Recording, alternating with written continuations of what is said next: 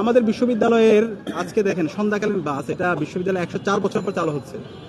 আমাদের এই অনাবাসিক যে শিক্ষার্থীরা আছে তাদের কি পরিমাণ কষ্ট হয়, অনেক ক্ষেত্রে 6টা পর্যন্ত আমাদের ডিপার্টমেন্টে ক্লাস থাকে।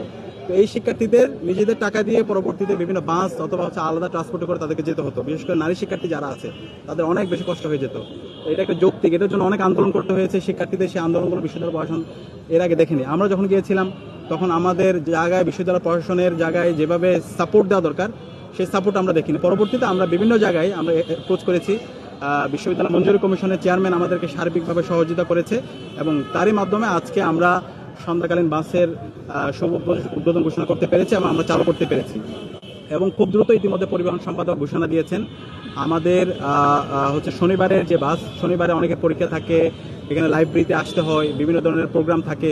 তো শিক্ষার্থীরা যেন নির্বিঘ্নে আসতে পারে, শনিবারের বাস সার্ভিস আমরা খুব দ্রুত চালু করব এবং কুমিল্লা পর্যন্ত বাসের ঘোষণা ইতিমধ্যে দিয়েছে। এটা নিয়ে আমরা কাজ করছি। এর বাইরেও ঢাকার পার্শ্ববর্তী যে জেলাগুলো আছে সেখানে যেন শিক্ষার্থীরা নির্বিঘ্নে যেতে পারে, সে কাজও আমরা